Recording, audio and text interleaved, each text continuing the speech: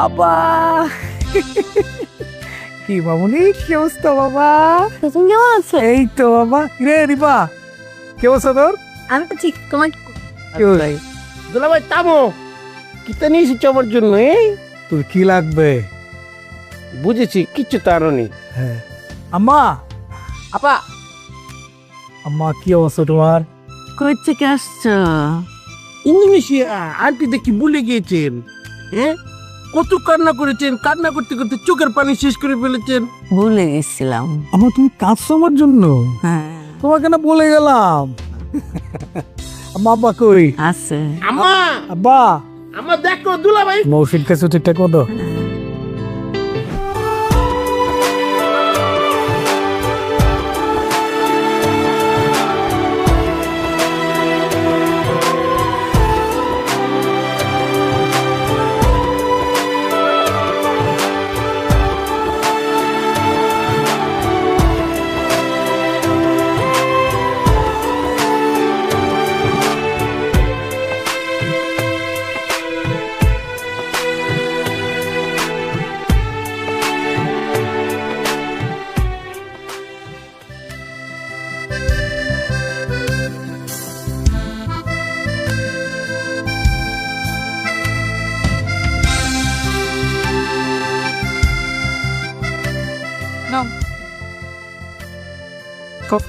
O thank you.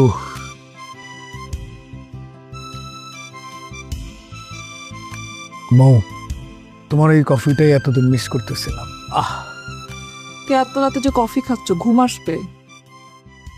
আমার কি আর ঘুম আছে? তোমরা যা শুরু করছো। আমরা আবার কি করলাম? নিপার বিয়ের কি করলা? কি করলাম? ওটা ক্যান্সেল করবা না? বললাম না তোমাকে? আরে আশ্চর্য, সবাই মিলে ঠিক করছে, মুরব্বীরা যেখানে রাজি সেখানে আমি কি করব? কি বলো তুমি? তুমি কি করবা মানে? তুমি নিপার বড় বোন না? তুমিই তো করবা। দেখো, তোমার যদি প্রবলেম থাকে তুমি তোমার আব্বার সাথে কথা বলো, আমি পারবো না। আব্বার সাথে তো আমি কথা বলবোই। আগে এই ভেজালটা ভাঙি, আমার ভেজালটা ভাঙি, তারপর বলো। তোমার একটা কথা বলি, এই শহীদ যতদিন বেঁচে থাকবে ততদিন এই নিপার সাথে খায়রুলের বিয়ে হবে না, এটা মাথায় রেখো। আমি না বুঝি না তোমার প্রবলেমটা কোথায়। কি বলো তুমি? প্রবলেম কি আমার? আমাদের বাড়ির কাজের ছেলের সাথে আমার আপন শালীর বিয়ে হবে? Is it normal? নর্মাল মনে হয় তোমার কাছে? না, অ্যাবনর্মাল মনে হয়।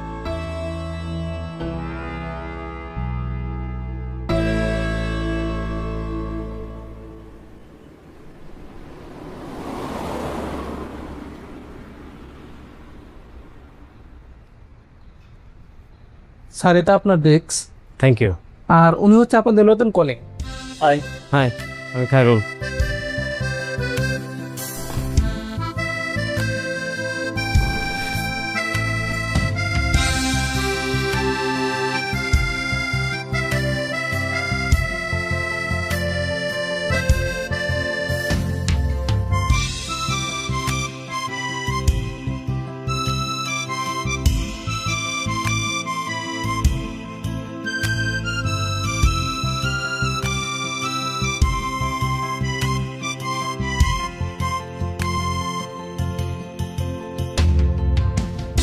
নো ওয়ারিস।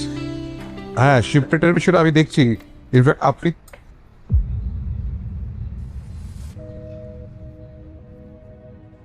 খালেদ আঙ্কেল, স্যার, এটা আপনার অফিস? জানতাম না আমি। আমি এই যে নিউ রিক্রুটে জয়েন করছি আর কি। Good, very good. Carry on. জি।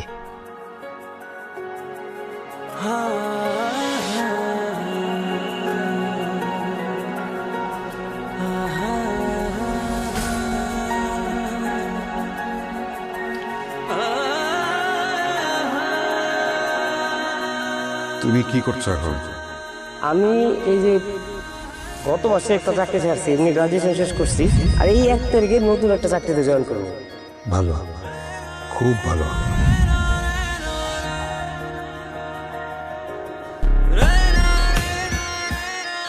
তোমার প্রমোশন লেটার।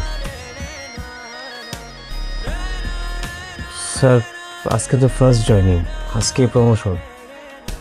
অবাক হচ্ছ? শোনো ভাইয়া, মানে তোমার বাবার কাছে আমি কতটা ঋণী সেটা তুমি কোনোদিনই জানবে না। আজকে সেই ঋণের কিছুটা শোধ করার একটা সুযোগ পেলাম বলতে পারো। ও মন খারাপ কেন? খুশি হওনি? স্যার খুশি তো হবারই কথা। তাহলে কোনো সমস্যা? কোনো সমস্যা থাকলে তুমি আমাকে খুলে বলো। এনি প্রবলেম, সেটা পার্সোনাল হোক। তুমি মনে করো না যে তুমি শুধুমাত্র আমার অফিসের একজন কর্মচারী। তুমি মনে করো আমি তো একজন কাছের মানুষ। বলো।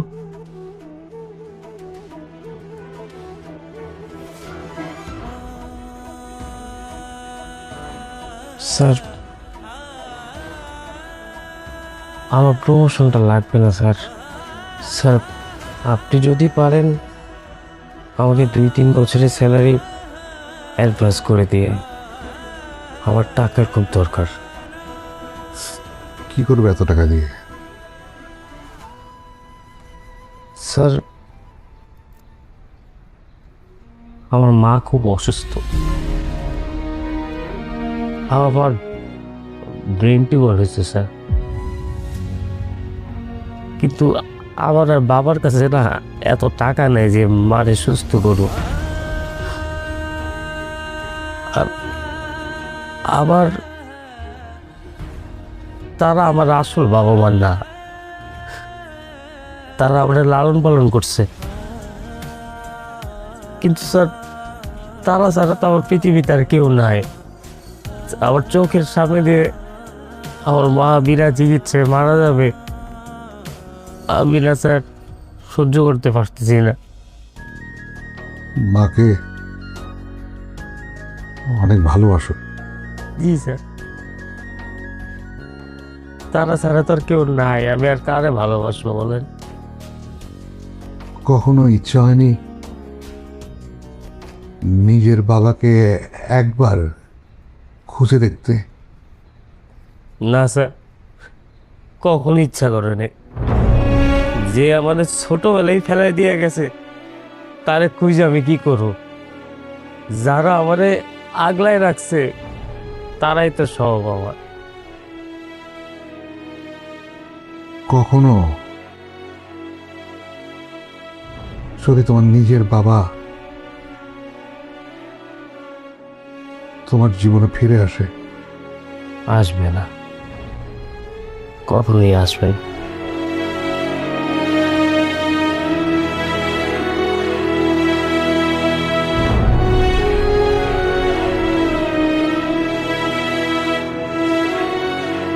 সরি স্যার, আমি তাহলে কাজ করি।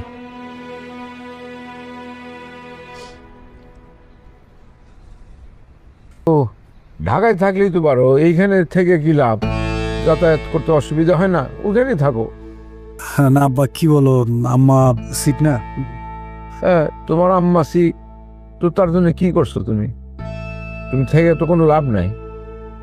আমরা আছি, আমরা করবো না যাতায়াত, তুমি যাও। বা ওই যে সবকিছু তো ঠিক হয়ে যাবে আব্বা। ওই যে আমি ইন্দোনেশিয়ায় গেলাম, হুটহাট করে একটা দারুণ বিজনেস পেলাম, ওখানে ওই টাকাটা ইনভেস্ট করলাম, 1 সপ্তাহ পরে আমি দ্বিগুণ পেয়ে যাব, ওইটা আমি দিব আর কি। তোমার মা 1 সপ্তাহ পর্যন্ত টিকা থাকবে কিনা তার কি কোনো হিসাব আছে? হ্যাঁ, কি সমস্ত আজে বাজে কথা বলো। যখনই তোমার সাথে এই বিষয় নিয়ে কথা হয় তখনই তুমি বলো যে এই তো হয়ে যেতেছে, দেখতেছি, সব হবে, চিন্তা করেন না। এই একই কথাই তো সবসময় বলো। এই সমস্ত কথা বলার কোনো অর্থ নাই, বুঝলা তুমি? হ্যাঁ, তোমার নিয়ে এগুলো চিন্তা করতে হবে না। ওরা মায়ের চিকিৎসার টাকা দিয়ে তোমার ব্যবসা করতে হইলো? হ্যাঁ, আবার বলতেছো যাও যাও, যেখানে খুশি সেখানে থাকতো। লা লা লা লা লা লা লা লা লা লা লা। কোনো আব্বার কথায় আপসেট হয়ে না তো, ওনার বয়স হয়ে গেছে, কখন কি বলতে হয় বুঝে না। তুমি যাও। কাজে মন দাও, কাজ শেষ করো, কাজ শেষ করে বাসায় এসো, ঠিক আছে?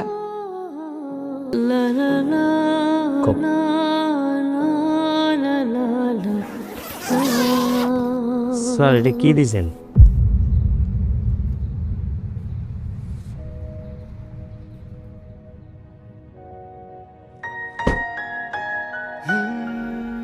তোমার মায়ের ট্রিটমেন্ট ইমিডিয়েটলি শুরু করো। Sir thank you sir. আমি আপনাকে যে কি বলবো আমি ভাষা পাইতেছি না স্যার। কিছু বলতে হবে না, এটা তোমার নিজের অর্জিত টাকা, তোমার অ্যাডভান্স জ্বালানি। আমার একটু ছুটি লাগে স্যার, কি করবে? আমি একটু বাড়িতে যাব। ও হ্যাঁ হ্যাঁ, অবশ্যই। আচ্ছা, তুমি যদি কিছু মনে না করো, আমি কি তোমার সাথে গ্রামে যেতে পারি? মানে গ্রাম আমার খুব ভালো লাগে। স্যার শিওর স্যার, কেন না? আপনাকে দেখলে বাবা অনেক খুশি হবে। চলে স্যার, আপনি আমার এত উপকার করেন, আপনি যাবেন না? চলে স্যার। ঠিক আছে।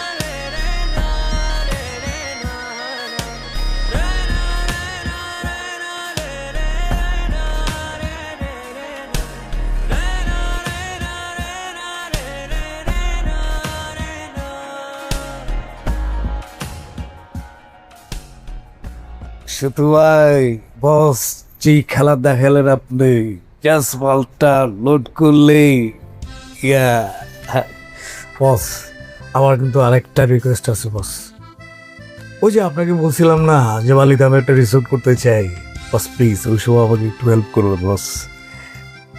ইয়া চিয়ার্স। ইয়া হ্যাঁ বস, এই যে আমি অফিসে বস। বস ঠিক আছে বস, থ্যাংক ইউ সো মাচ। ওকে ওকে ওকে ওকে, হ্যাঁ হ্যাঁ আপনি ফ্রি। ওকে ওকে, হ্যাঁ হ্যাঁ, ওকে ওকে বাই। কি কফি? হ্যাঁ খাও। স্যার এটা আপনার কফি। ও ও থ্যাংক ইউ। স্যার এত তাড়াহুড়ো করে গ্রাম থেকে তো না আসলেও পারতেন, আমি তো এদিকটা দেখছিলাম। আমি তো জানি যে তুমি একাই 100, বাট আসলে অনেকদিন বাইরে ছিলাম, এসে গ্রামে চলে গেছি, তোমার মিস করতেছিলাম। তা অবশ্য ভালোই করেছেন, কারণ আপনি ছিলেন না, অফিসে অফিস অফিস মনে হচ্ছিল না, তাই আমার ফাঁকা ফাঁকা লাগছিল। এক্স্যাক্টলি এটাই আমি মিস করতেছিলাম জানো। আচ্ছা। ইন্দোনেশিয়া আমি এতগুলো মিটিং করতেছিলাম, আমি 2 মাস বিজি ছিলাম আর কি, পারতেছিলাম না। বারবার মনে হচ্ছিল না বলে থাকলে কত ভালো হইতো, আমি বারবার নোটগুলো ভুলে যাচ্ছিলাম। বাট নেক্সট টাইম কিন্তু তোমার যেতে হবে, কারণ আমি আর এত প্রেশার নিতে পারবো না। শিওর স্যার, আপনি বললে যে কোনো সময়, আর আমি তো সব সময় চাই আপনার সাথে সাথে থাকতে। Yeah I know. স্যার আর কোনো কাজ আছে? হ্যাঁ? কোনো কাজ আছে আপনি ডাকলেন? না না, কিসের কাজ? কাজটা তো একটাই, আসো গল্প করি।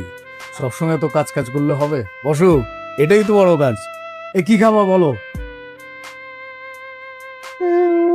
কিছু না। স্যার তারপর আপনার ট্রিপ কেমন ছিল?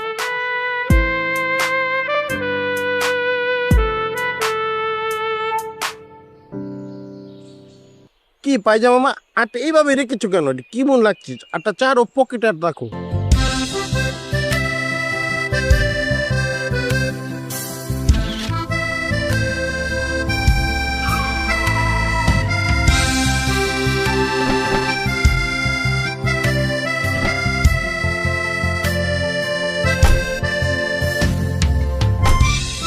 স্যার আছে।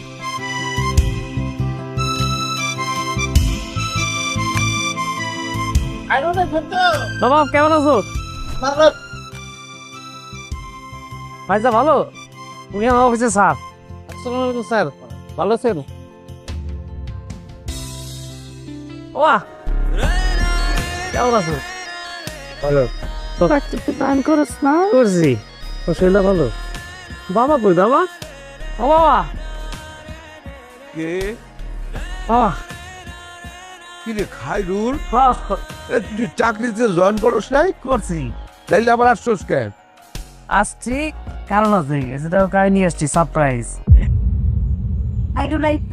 কালো সালাম ওয়ালাইকুম আসসালাম। এটা হচ্ছে আমার বড় ভাইয়ের শাশুড়ি আমার আম্মা।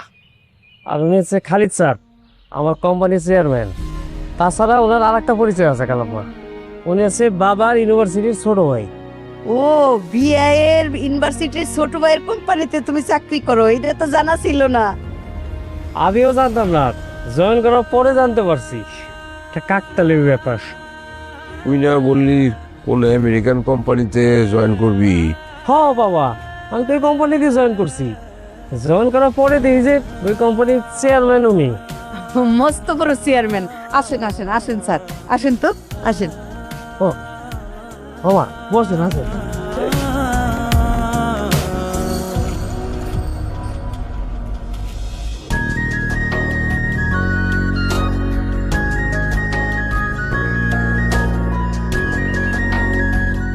বলবো তোমার বলছিলাম যে এই দিকের আসার ব্লটার নাই, আবার কি মনে করে আসছো? খায়রুলের সাথে যে স্যার আসবো এটা আমি জানতাম না স্যার, এই জন্য নিজের উদ্যোগে চলে এসেছি যাতে কোনো ঝামেলা না হয়। তুমি তারে বলো না এই যে ওই বাড়িতে যাওয়া যাবে না, আপনাকে যাইতে নিষেধ করছে, খামাখা ঝামেলা করতে যাবেন কেন? হ্যাঁ আসছো আসছো, তাড়াতাড়ি আপদ বিদায় করো, যাও ও যাও। আচ্ছা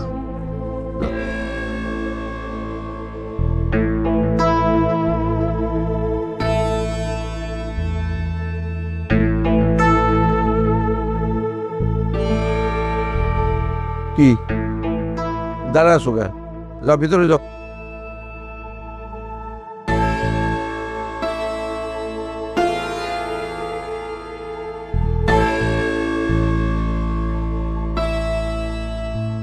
বসো বুলবুল, বসো বসো।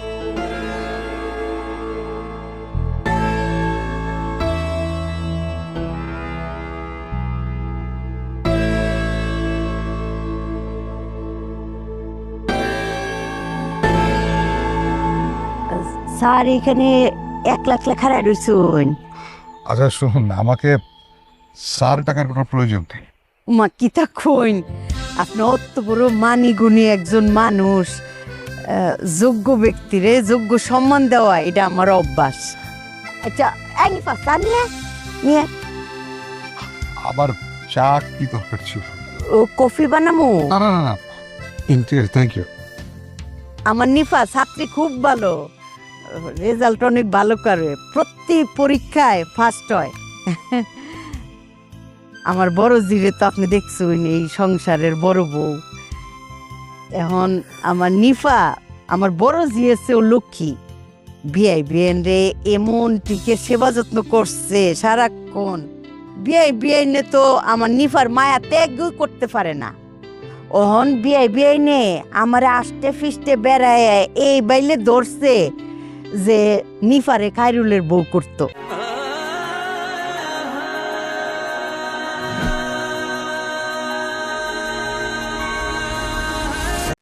Forget everything you think you know about America's founders. You know the names Washington, Jefferson, Hamilton. But before the ink dried on the Declaration of Independence, before the first musket was fired at Lexington, the stage for American sovereignty was being set not in Virginia or Massachusetts, but in the fiercely independent royal courts of Scotland and England. The true hidden destiny of the United States hinges on a single astonishing historical fact.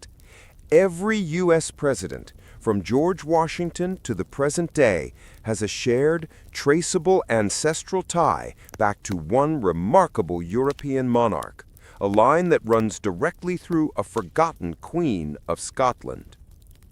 This is the genealogical time bomb buried beneath the very foundation of the American Republic. It's the story of Margaret Tudor, the older sister of the infamous King Henry VIII, and how her choice of husband set a bloodline in motion that would ultimately define the American presidency and the very idea of Anglo-American leadership. Margaret Tudor, the pawn who changed the world. Our story begins not in America, but in the high politics of the 16th century. King Henry VIII of England, the first of the Tudor dynasty, was obsessed with securing his new throne after decades of bloody civil war. His ultimate peace treaty was sealed not with signatures, but with marriage. His daughter, Margaret, was sent north to marry James IV of Scotland in 1503. Margaret was a political pawn, a fragile link intended to end centuries of cross-border conflict. She was an English princess destined to be Queen of Scotland. Her marriage, celebrated as the Union of the Thistle and the Rose, carried a profound stipulation. If Henry VIII died without an heir, Margaret's descendants would have a claim to the English throne. Within 10 years, that political chess game turned brutally real. James IV was killed fighting Margaret's own brother, Henry VIII, at the Battle of Flodden in 1513.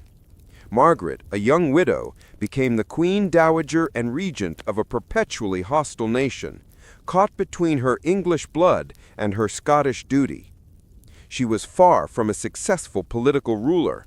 She remarried quickly, lost her regency, and often relied on her fierce will and cunning to survive the turbulent Scottish court. But it was her biological legacy, not her political one, that would prove immortal. The Scottish King, the Prophet, and the Jamestown Bridge. Margaret Tudor had two significant descendants who ensured her bloodline's survival. James V of Scotland, her son, whose daughter was the legendary Mary, Queen of Scots. Margaret Douglas, Countess of Lennox, her daughter by her second marriage. Through Mary, Queen of Scots, Margaret's lineage eventually gave rise to James VI of Scotland, who unified the crowns as James I of England in 1603. This is the king who would become the namesake for the first permanent English settlement in North America, Jamestown, Virginia, 1607. This direct connection, the Tudor-Scottish line leading to the king who sponsored America's founding, is a crucial start. However, the path to the presidential line is far more intricate and astonishing, involving a forgotten prophet and the simple, fertile land of colonial Virginia.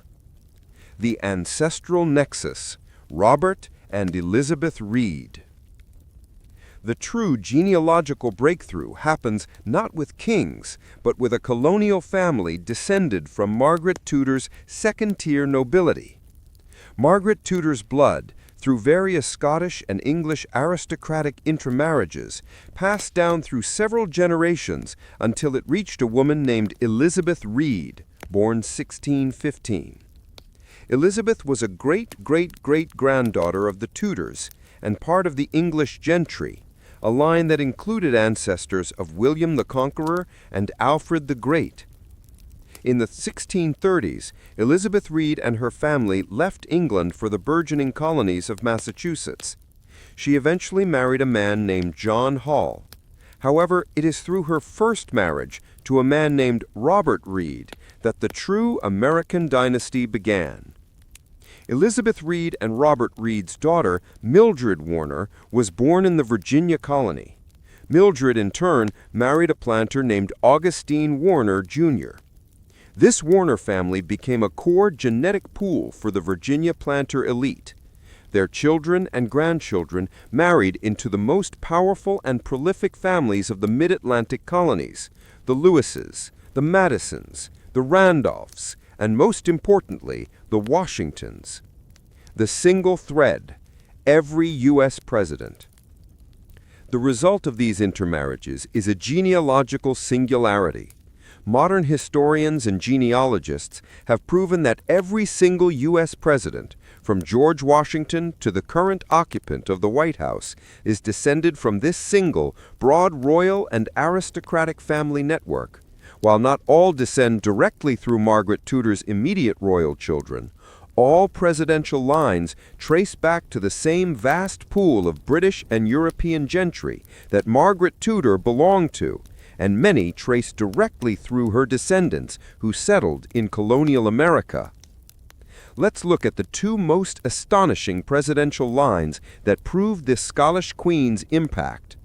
George Washington. His mother, Mary Ball Washington, was part of the Virginia gentry whose lines intermarried with the descendants of Margaret Tudor's extended aristocratic web. Specifically, the lineage often connects through the Warner-Washington link, firmly planting the first president's roots in the soil watered by Margaret Tudor's indirect family tree. The Roosevelt-Bush connection. Perhaps the most compelling modern example is the connection between Presidents Franklin Delano Roosevelt, George H. Bush, and George W. Bush. All three can trace their lineage back through the same complex network of intermarried New England and Virginia families, who were themselves descendants of the early Tudor-era gentry. The unseen hand of monarchy in the Republic. The sheer statistical anomaly is what makes Margaret Tudor's story so powerful for the U.S. audience. A monarchy's victory. An English princess sent to Scotland as a political maneuver ultimately created the single most influential bloodline in the history of the American Republic. The family she married into and the subsequent intermarriages ensured that the leadership of the New World was perpetually drawn from the same ancient European stock. The paradox of liberty. America prides itself on being a nation founded on meritocracy, rejecting the hereditary principle of monarchy. Yet the statistics show a stunning lack of genetic diversity at the highest level of its political leadership. The presidential family tree is less a wide-spreading oak and more a densely woven tapestry, stitched together by the descendants of a few thousand colonial families, many of whom trace their lineage back to Margaret Tudor's ancestral cohort.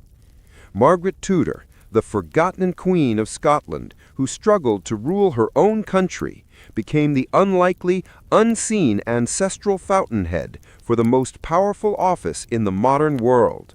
Her legacy is not etched in a crown or a throne, but in the recurring, almost unbroken chain of blood that links the revolutionary leaders of the American Republic directly back to the very system of European aristocracy they fought to escape. Her story is the ultimate proof that in history there are no simple beginnings. The bloodline that defined American liberty was forged centuries earlier in a political marriage meant to end a war between two kingdoms, a marriage whose ultimate consequence was the dynasty of the American presidency.